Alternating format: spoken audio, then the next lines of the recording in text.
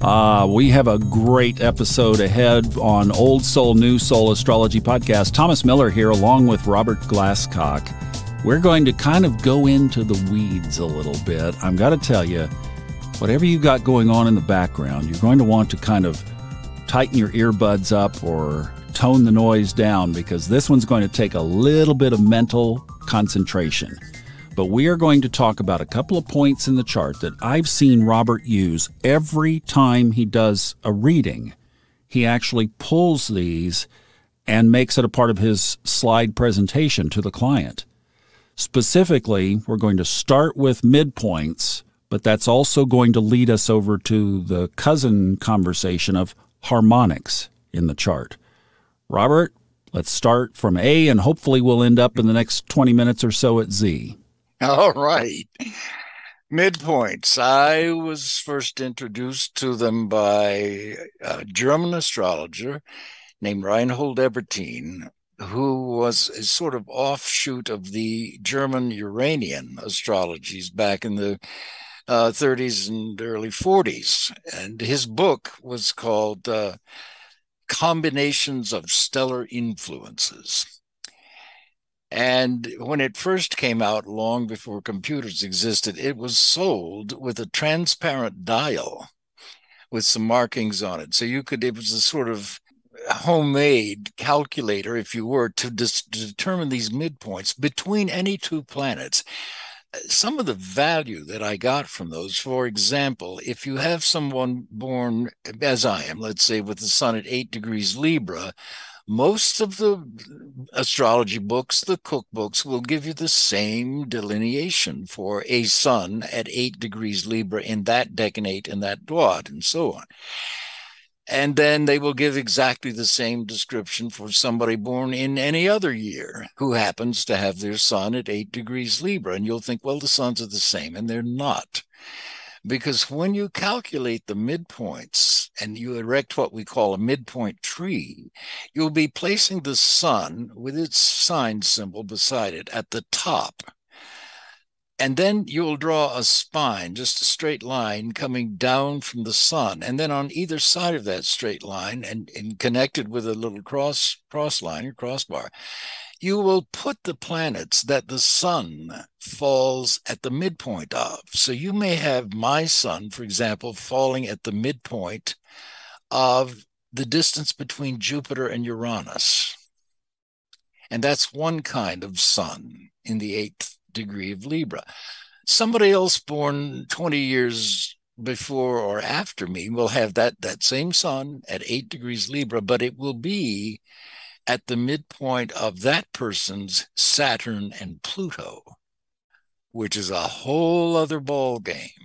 They're not remotely the same kind of sun, because these midpoint placements that the sun aspects affect the life force. So a person whose life force is at the midpoint of Saturn and Pluto is likely to come out of a background that may be connected with phenomena like war, born during a wartime, some big, massive, collective Saturn-Pluto archetype, that sun. They may have been born during a depression, so that life is always perilous. It's always a search for money, food, and shelter, compared to this other guy who was born with the sun at the midpoint of Jupiter and Uranus, who's got nothing but great luck all of his life. Things happen to this guy that are so lucky, and if he's smart, he takes advantage of them, and so on. So that's one of the values of midpoints, is giving you such a, and each one of the planets that are connected to the sun by those midpoints, they rule houses that become integral to the life force, to the sun itself. Is it making sense, Thomas? Well, it does, but I've had experience with it, so I just want to make sure that the folks who don't have experience with this also have enough, at least whetting the appetite, to be able to look into this more. I am not sure, as we're sitting here talking, and I guess we could take a look, but astro.com or astro-seek.com, some of these online chart programs, I don't know if they do midpoints or not. Oh, that's a good question. I haven't used them in a long time. It seems to me that astro.com, Astro does use me, or will give you a midpoint calculator, I'll if bet I'm it not mistaken. does. Most and any good software program absolutely does. Even the program I have on my iPhone, Ephemeris, I think it's an add-on, but you can still get the midpoint calculator that gives you exactly that. So most astrology programs do it for you. And the And, book that Robert's talking about, too, the combination of stellar influences, and that's Reinhold, Reinhold, and the last name is Ebertin, Ebertin. That book is still available. You can get it on Amazon. I'm looking at it right now. So that would be a good addition if you don't have it in your astrological library. You want to start working with these midpoints, it definitely would be something that you would want to add. So what you're talking about here, now in the couple of previous episodes, we've talked about decanates and dwads, the subdivision of houses and signs. But now what you're talking about is a whole nother overlay that can add its own flavor and seasoning to that planet. Would you ever read a chart now without looking at the midpoint structure of those key planets? Yeah. No. It's the secondary thing that I do. But for example, another wonderful use of midpoints. I, for example, have my sun opposite my moon, and that opposition is almost exactly square my Saturn opposite my ascendant. All right, well, these are a lot of squares and oppositions, and they imply a lot of conflict in my life. True. How do I resolve it? And astrology gives you the answer in the midpoints. Those are hard aspects, and I have them angular and cardinal, which makes them even stronger. So if I want to figure out I have the sun square Saturn. Let's put it there. And let's just let everybody know Robert's chart is in the notes, a download to it, so you can follow along here, okay? Okay, good. So I have a 90-degree aspect between my sun and Saturn. It's a square. It is ambitious. It's also an aspect of self-frustration if the person's not careful. So to solve it, I want to know the midpoint, which is basically 45 degrees between the sun or Saturn. So let's just say arbitrarily, I add 45 degrees to Saturn, which is 10 degrees. That would be 55 Cancer, which is the same as 25 Leo. That's the midpoint.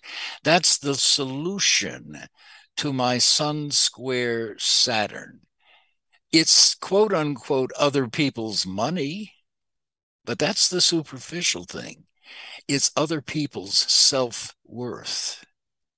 If I will mentally become aware that that's what I am doing with astrology, is getting to the heart of a client's frustrations involving their self-worth, other people's self-worth, rather.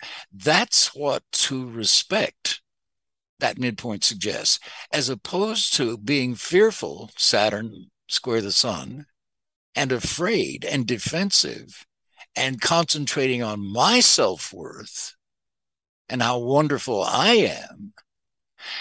Concentrate on other people's problems and their self-worth that they're bringing to the table when they come to you as a consultant, as they do to me. That's what to concentrate on. And that's what works in my life, to think about what the other person is undergoing, not my own role in that. What's going on with them, and genuinely care about it, which I do. So you see how that works, that these midpoints can help. And the same works with trine between two planets. I have the sun trine Uranus, for example. Well, that's already a good aspect to have. But if I want to improve on that, I can take the midpoint and see where it falls between the midpoint of the sun Uranus, and then by the house and sign and degree where that midpoint is, I have a whole other clue of some things that I can incorporate into that sun Uranus trine to effectively maximize it and find fulfillment through it. So it gives you almost a third dimension using midpoints. Wow, I'm blown away by your Saturn Sun analysis of placing that midpoint right in the 8th house. And you guys look at the chart if you want to follow along with this. He put it in the 8th house.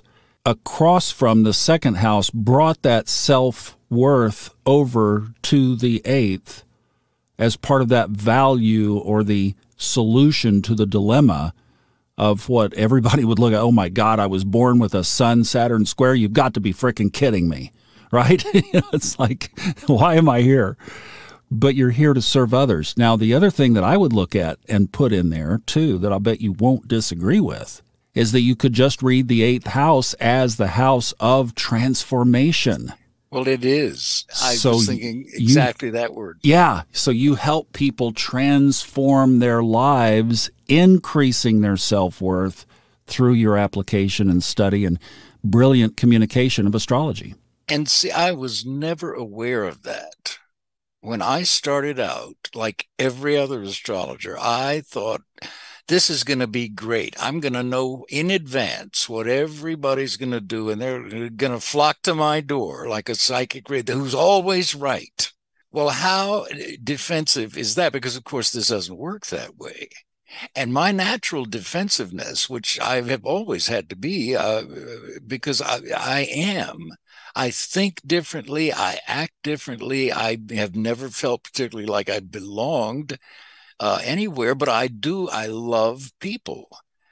That's that cardinal grand cross. So I found that these midpoints over time, I began, because I would hear it so much from clients, Thomas, I still hear it today. My God, it feels wonderful when somebody says, this reading changed my life. That's transformation. And that's the midpoint of my Sun Saturn. And in fact, I have the sign of the life force on my 8th house. So I hope, at this stage, I think I do, through astrology, I give life in a transformative way back to people who have maybe lost their awareness of their own self-worth. I try and steer them back to that. Without astrology, could you have ever figured that out, do you think? No, never. Yeah. Never. I wouldn't be alive without astrology. Now, here's the other thing not to miss, and I hope you guys are looking at the chart, because when Robert said that the midpoint between Saturn and the Sun, I mean, you can eyeball it and see exactly what we're talking about, is a very empty 8th house. So when you were saying that, I was looking at the cusp of the eighth house being Leo. I was like, okay, he's going to talk something about the Sun here, but there's nobody home. What's he going to say? And you just went to the meaning of exactly where the placement was. Well, another way you can do this, for example, if you look at, I'm looking, let's say, at Mercury in my 9th house at 24, Virgo, and Mars over there. It's technically in my 10th house in equal houses, but it's on the 9th house side of the midheaven. Anyway, it's a 22 Libra. Well, the difference is basically about 28 degrees. Divide that by 2, and you get 14. All right, so you add 14, let's say, degrees to my natal Mercury, which would give it 38 degrees Virgo, which would mean 8 degrees Libra is the midpoint. My Sun is exactly at the midpoint between my Mars and Mercury, which is the mind and actions. It's communication through my work, Virgo, through analysis and logic and reason and all of this that we use in astrology. And Mars in Libra of counseling or the arts, which is the other thing I was in. And there's my Sun in Libra. So I'm always working with another individual or a team of people, like on a television show.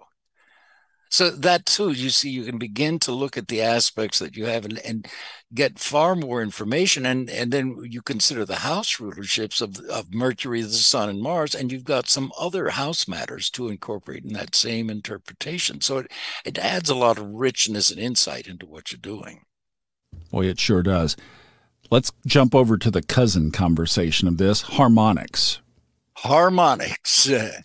The easiest illustration of them, I think, is just the old technique, which you and I've talked about, that ironically enough, the degrees and minutes that the planets occupy at birth correspond to ages in years, 1 degree, 4 years. So at Jupiter, let's look at my Jupiter, at 14.5 degrees of Virgo suggests in the ninth house that some kind of long distance trip changed my life significantly. Well, it did at 14.5. It also suggests by a multiple of 14.5, multiply it by 2, and you get age 29.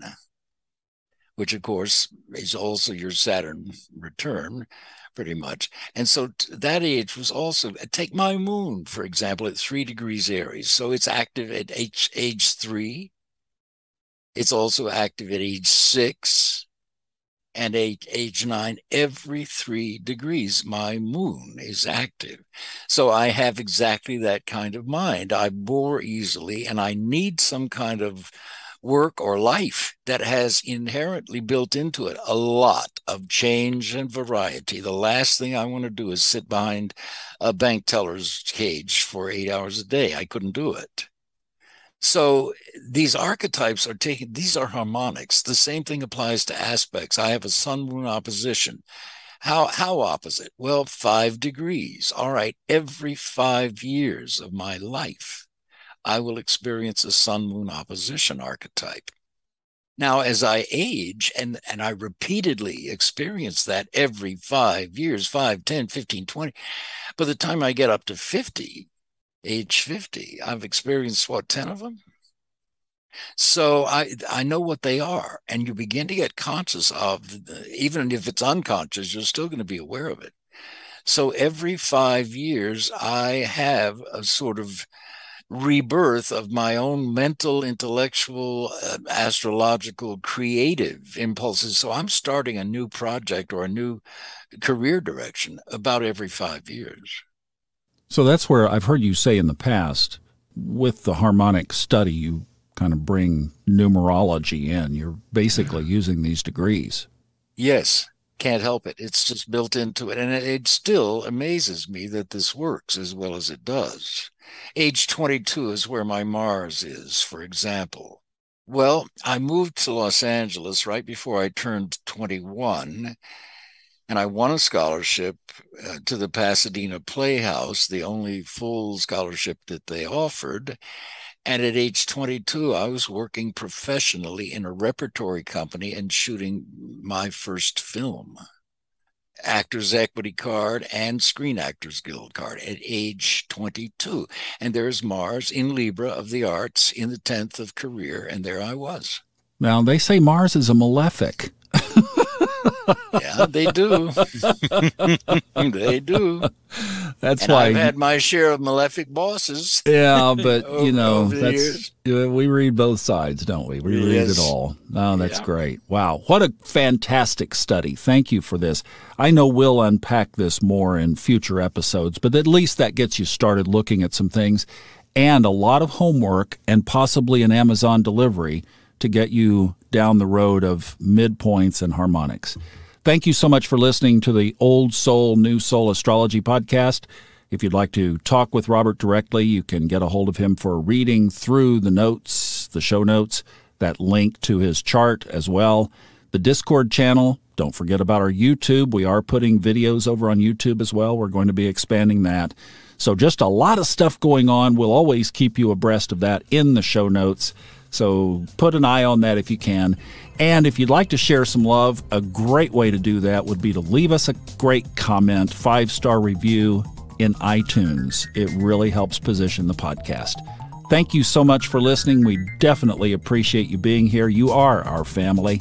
And we will see you next time on Old Soul, New Soul Astrology Podcast with Robert Glasscock.